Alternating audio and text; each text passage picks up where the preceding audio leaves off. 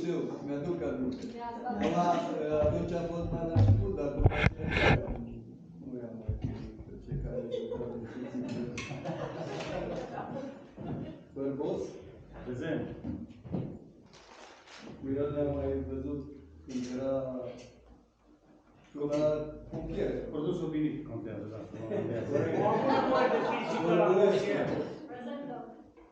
Așa, spune-mi tu pe unde ești?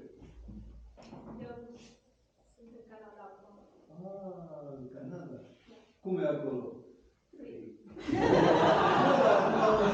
Nu se mută să fii SUA. Da. Vorbeam și cu asta, cu Popa, cu Dana. Că și aia acolo. Bă, voi acum când o să veniți, data următoare o să fiți americani, nu canadieni. Da. Acolo în Canada e doamna Munteanu de românul, știți? Da. O știți, nu? Da. Fiul cel mare al dumneiei, Virgil, tot așa, cred că, dar înainte. E în Canada, cred că predă fizică, la colegul sau așa, se poziție. Poftim? Nu, atenție, că-s doi frați. Nu, Sorin, cel mare. Virgil cu trei. Sorin? Virgil cu 3 ani a fost mai mare ca noi. Sorin era mai mare cu noi. Nu, dar Sorin cu un an. Nu, Sorin, ca voi. Ca noi, ca generație. Bodea. Da? Prezent. Ce faci? Eu sunt bine, mulțumesc. Da, unde ești? În sensul că unde ești? Eu sunt medic dermatolog în Grecia, pe o insulă, Lesbos. Grecia? Da. Dânta sunt acolo de 30 de ani. Și în premieră, pentru prima dată, internațională ce Da, la prima întâlnire? Bravo. Și te-ai obișnuit cu grecii? Oh, da. De ce soțul tău e grec? E grec, da. Ah, am înțeles. Eu am fost în 95 în Grecia. Am stat Da, cred că eram deja acolo. aproape o săptămână. Bine, eram într-o delegație mai oficială, că atunci nu eram profesor. Dar mi s-a părut o țară ciudată, așa, săracă, foarte aridă, bine, vorbesc așa, ca relief. Știu că ne-au purtat cu un autocar prin Grecia, să vedem, Atena, ce știu mai sunt. Dar era interesantă țară, nu știu cum arată.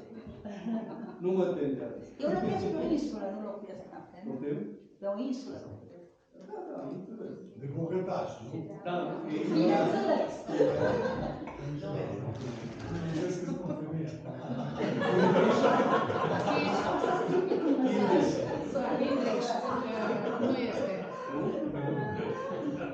Ești Marius, el e cu... Aici. Știu, el e cu... aparatura. Cu fizică. Consecințele aplicațiilor fizice. Și cu educația. Marius a rămas mereu pe glume și chiar a făcut o carieră, sau mă rog, câte ceva, nu? Și toate L-am văzut, nu, dar zic, l-am mai văzut așa spectacole umoristice. Cât de timid am fost în liceu, așa mi-am dat drumul după. Și eu după el. În general, să știi că nu... Deci eu mi-aduc aminte ca elev de liceu, dar mai ales eu am făcut ultima clasă de gimnaziu în Baia Mare, de acolo sunt. Motivul a fost că dacă rămâneam în sat, trebuia să merg la un liceu Șomput. Atunci să înființase licee, mă rog, trebuia să te duci de raionul în care aparțineai. Atunci tatăl meu a zis, dom'le, ca să merg totuși la o școală mai serioasă, m-a dus în gimnaziu, clasa 8-a, la școala numărul 1, cum e Moisilă. Mi-au că aminte, în prima lună nu înțelegeam ce vorbesc colegii. Nu înțelegeam, așa, eram stresat de la țară venit, nu înțelegeam toate cuvintele exprimate literar. Foarte greu a fost. Aveam emoții. Ce o să fac când o să mă provoace la răspuns, profesor? Atunci răspunsurile erau așa, ești la tablă sau în fața clasică și voi ați venit. Și știu că noaptea aveam coșmarul, cum o să mă descurc. Am încercat, m-am adaptat. Deci nu e ușor. Oroianu Gabriela, tu unde ești? Deci în satul mare, așa? Alina Crăciun, Prezentă. așa? Eu sunt la Brașov acum. Oh, frumos, e cel mai, am văzut că e promovat ca cel mai turistic oraș din... Da, este oraș de poveste, stai în trafic 2 ceasuri. Dar e orașul, E frumos, e foarte, s-a mărit foarte mult. și au școli Foarte bune. mulți, da, da, și foarte mulți. Și am prieteni profesori acolo. Da? Deci eu,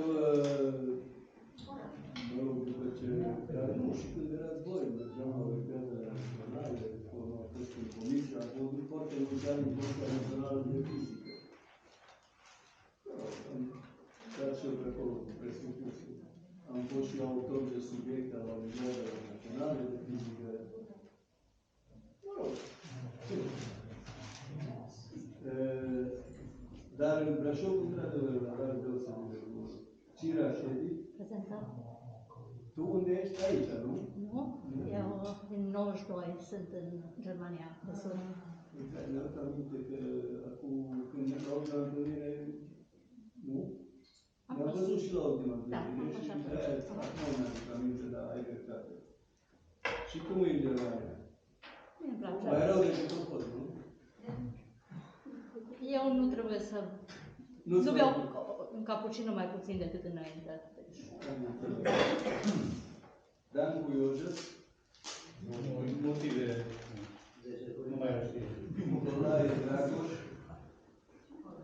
Nu știm. Nu știu nimic despre nu știu. E în Germania, dar nu știm. Carmen Fărcaș, așa? Da, Bine. despre care nu știu, că vă luați colegă cu fiica mea, nu? Dar s-a lichidat firma. Da? Nu Da, știam. au închis-o.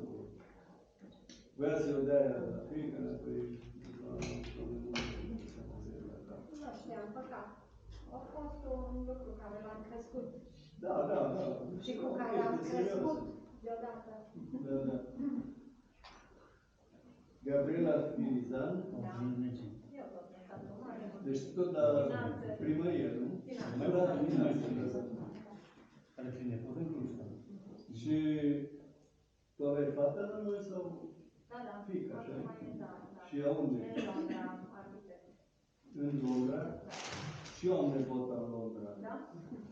Cea mare nepoată e, chiar ieri a dat un interviu pe Instagram, dar lucrează într-un domeniu care nu înțeleg nimic. Deci e specialist în editarea culorii în imaginea de film. Deci ea editează culoarea. E considerată, a primit un premiu, considerată cea mai bună tânără coloristă din Marea Britanie. Fii atent de ea. Zic, băi, fii atent, totdeauna să te gândești la curcubeu, cu cele 7 culori. Din alea poți face orice. Vizibil. Îți face 6. Daniela Gavreu, Nu e plecat. Daniela Zoltea. Ați sărit peste mine. Da, da, colegul a rămas.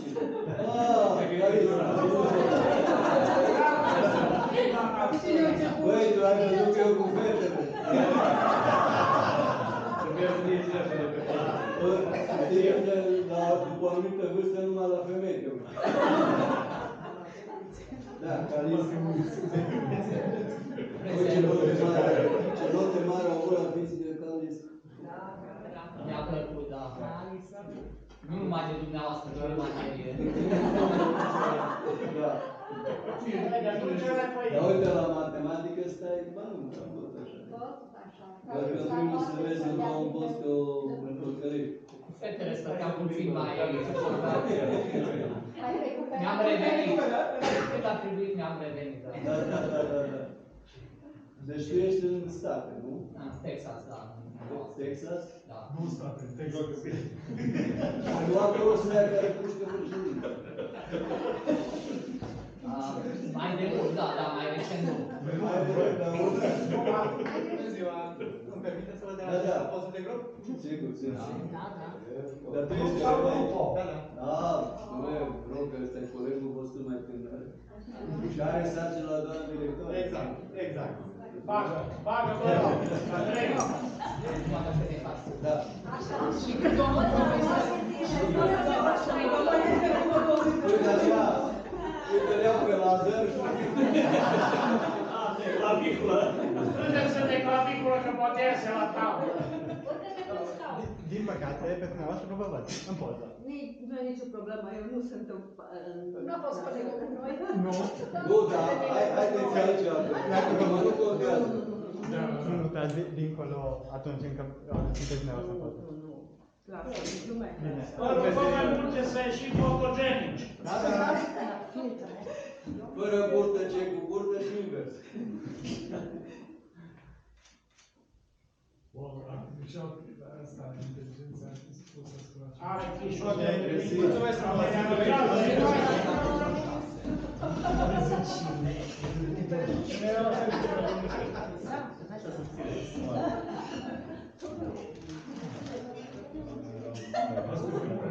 Chiere că și Carmen. Chiere că și Carmen. Corul Lazar. Fica lui a fost elevă bună. Unde e ea?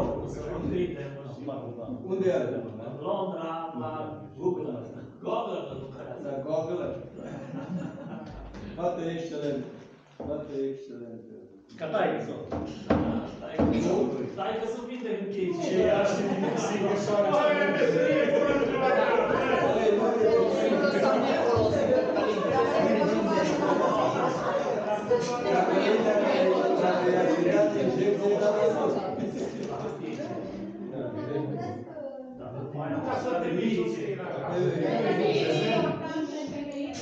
Prezent. Așa, tu pe unde ești? În Ungaria. Unde? Lângă Budapesta trăiesc, în Beceș, unde e aeroportul. Da. Frumoasă Budapesta, totdeauna când merg, am fost cu vara trecută, am fost cu fata cea mică, care e studentă la AGA, și am vizitat Budapesta și Viena, dar excelent oraș, foarte frumos. Dar l-au scos acum, cred că pe locul 2 din toată Europa, ca cel mai, cum se zice, Vizitat. Da. Standard de... Deci, în general, legélhető város. Dintre viabil. Dintre orașele mari.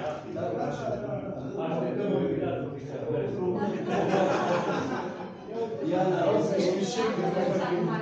știu că Diana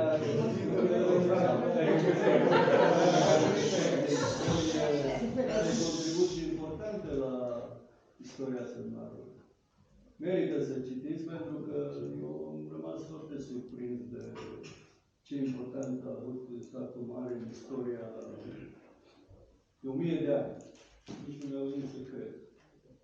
Foarte interesant. Eu am înțeles că a fost contrazisă istoria de 1000 de ani a orașului meu și că Bun, acum sunt tot felul de... documentară era mai recent decât... Tot felul de oameni care vor să se pară interesant, dar nu sunt. Oricum, cel mai vechi document care îl deține însă până în 1240. Da, dar el e mult mai vechi. Da, sigur. Ca orice localitate. Ca orice sat. Când au ajuns ca să fie consemnate istoric, îți dai seama că... Apropo, istoria mi-a plăcut macheta din centru, n-am mai văzut. Da, e frumoasă. V-a plăcut centrul vechi orașului, super frumos. A fost vremea să se... Da, și arată foarte bine. Istoric, centrul ăsta a fost foarte ciudat. A fost piață de alimente, piață de fân, piață de fruct, de cereale. Și stația de trenul acolo în centru. Și de sat, era așa? Târg de sat. Găsești poze.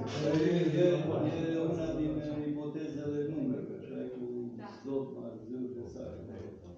Da, orașul e interesant. Mie mi-a plăcut totdeauna. Deci eu fiind născut lângă Baia Mare, totdeauna mi-a plăcut mai mult decât Baia Mare. Deci totdeauna. Deși după primul an am vrut să plec de aici. Nu m-au lăsat să plec. Aici sunt din 75, deci pe 60 de ani. Nu, 50 de ani. De 50 de ani sunt interesat.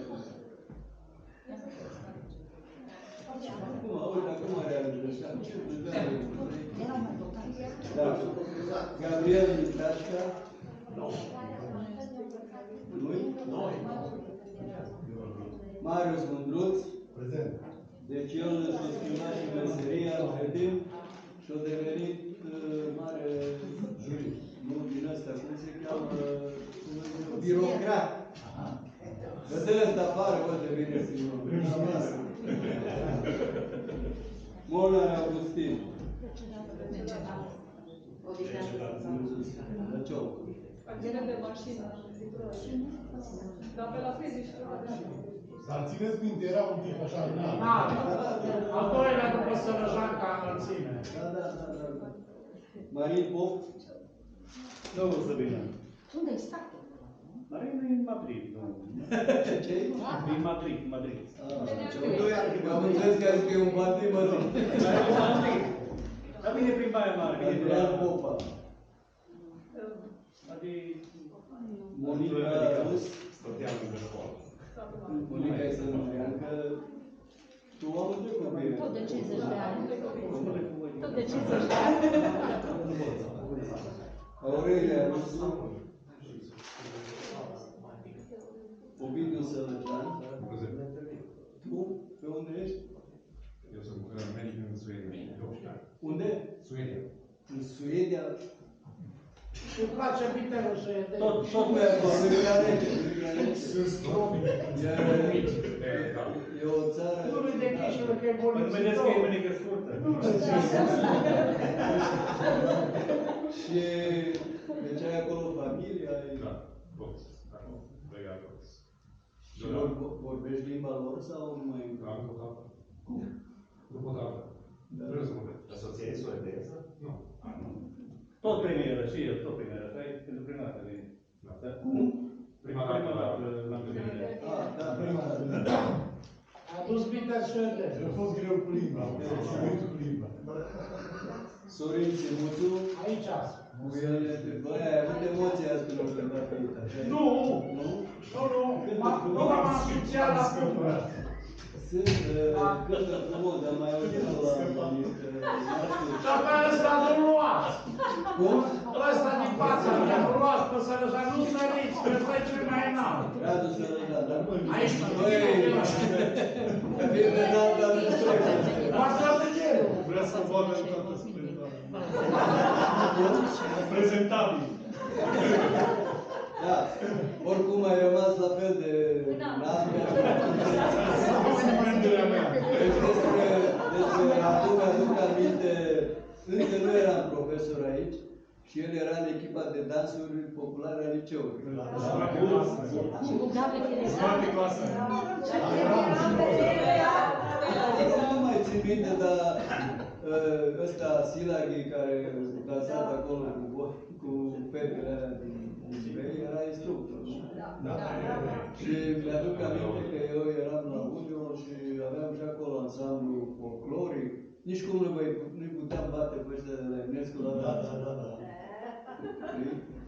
Dar eu de atunci erau înalt, dar acum mai înalt. Dansul suedez acolo la Nu. Aveau, dar ei aveau ansamblu. Aici era numai pe Radu de atunci era înalt, așa, disproporție. Da. Deci, Radu, tu ești american. Mihaela Suceveanu, tu unde ești? Mă, să adună. În satul mare ne-am întâlnit pe oftalmologie.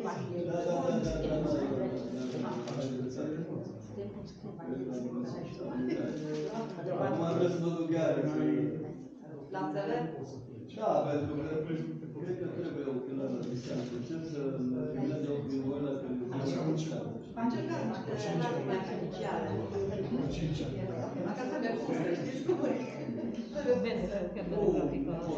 Mi-a dat la un moment dat să lucrăm progresiv. Știi cum vorbești? Eu trebuie să citesc mai mult, să văd. Și da. Edit,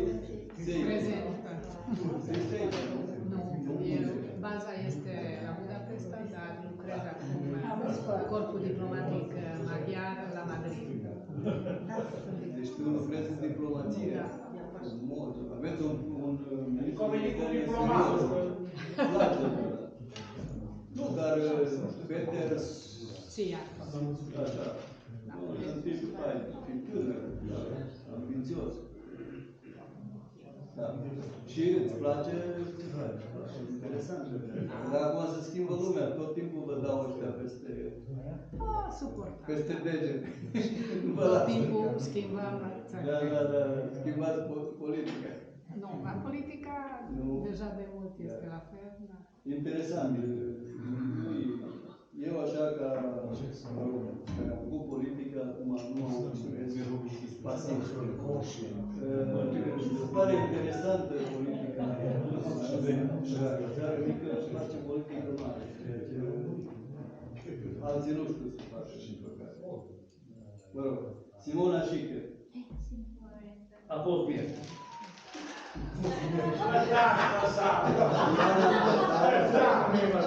Diana Tătar. Tonica, l-am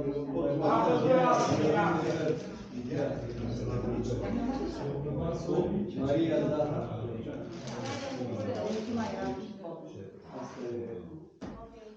O să mă scuzați, vă mulțumesc că ați avut răbdare și cu voi și că m-ați invitat. Am știut să vin prima dată la voi, că Sorin m-a abordat mai de mult. Noi mulțumim. Eu vă las catalogul, dar dacă vreți să vă mai uitați, dar am următoarea unica, generația 85 de, că am semnat pentru eu. Dacă vreți, dacă nu pot lua cu mine. Vedeți că, sigur, deci asta. Domnul profesor, acum care ideea? Am semnat pentru catalog. Da. Și nu-l duceți înapoi. Ce o să dea voi de la căruță? Da, voi de la căruță, da. Nu mai ajunge la mine.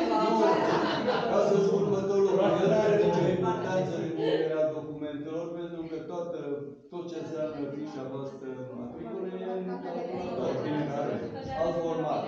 Dar pentru întâlnirea de 45-50 de ani, ați înțeles, Dorin, ai înțeles? Da! Vă mulțumesc! Sănătate și...